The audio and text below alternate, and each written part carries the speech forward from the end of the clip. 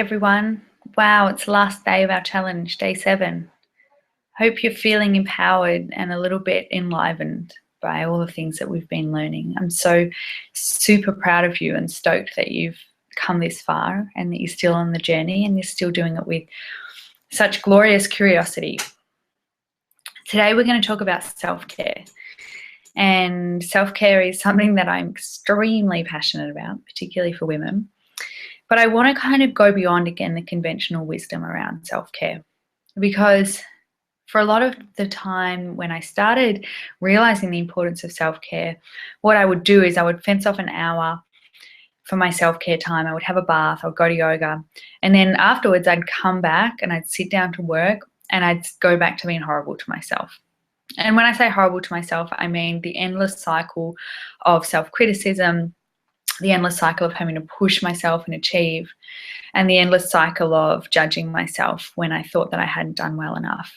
So I really want to broaden out this concept of self-care to include something that I've talked about before, which is self-compassion. Self-care is not about just scheduling an hour to light a candle and have a bath every week, although that's amazing, because by doing that, you're subconsciously sending yourself a message that you're good enough. Self-care is really about embodying the importance of looking after yourself energetically before you give to others. And that's in every way. That's in the way that you approach your work. It's in what you choose to do for your work. It's in the relationships that you choose to have.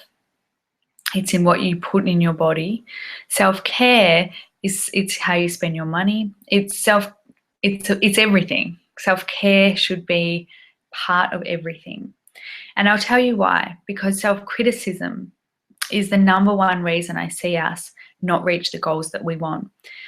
It's the number one thing that holds us back from really living a life that truly aligns with our values. It's the number one reason why we're also exhausted. Trust me on this.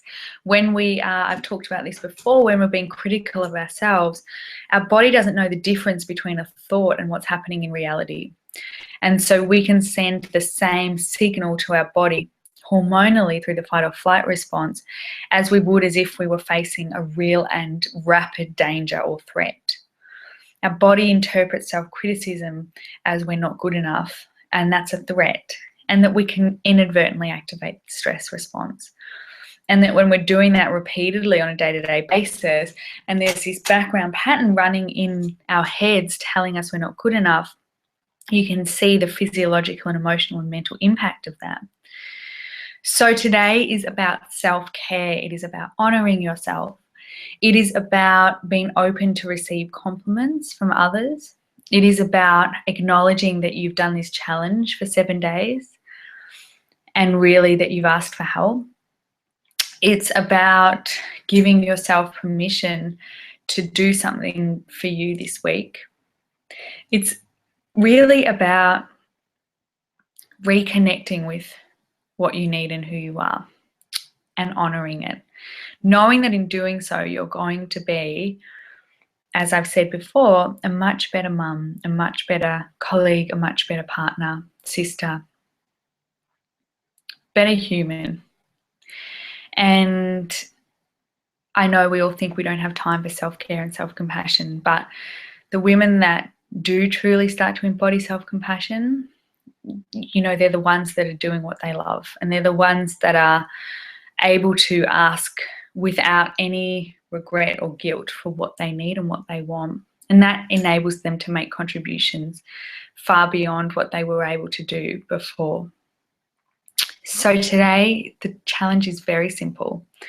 It's to choose one thing, one self-care activity, read a book, have a bath, ride a horse, go and have a chai at your favorite cafe, and really enjoy it and really embody it and really reflect on how much self-compassion plays a role in your life and how much it could perhaps come into your life in different ways. When I work with one-on-one coaching clients, there's a number of tools that we use to help incorporate self-compassion, but it really starts with the intention of being a little bit more compassionate to yourself. What would really be the worst thing if you didn't do that chore and instead you went and had a coffee and had a relax, had a pedicure? What would really the worst thing that could happen? And honestly, often the worst things that we imagine happening is that we're going to beat ourselves up, and then we beat ourselves up anyway. So it starts and ends with your mind. There's no external pressures but those that we create in our own minds. So today, I give you permission to have a little bit of self-care and to reflect on this idea of self-compassion. I have so loved sharing this wisdom with you. If you are ready to go to the next step and work with me one-on-one, I have a 6-week summer intensive that's open. You can find more details about that at the bottom of this email. I believe that if you tune in enough to your body and mind and soul, that you know how to eliminate this fatigue that's been holding you back. I would love to on Facebook. So let me know how you've gone and what you've learned and what the major insight is you've gained. And I look forward to seeing where your journey goes next. In the meantime, I'm sending lots of compassion and love. For now, signing off. Bye.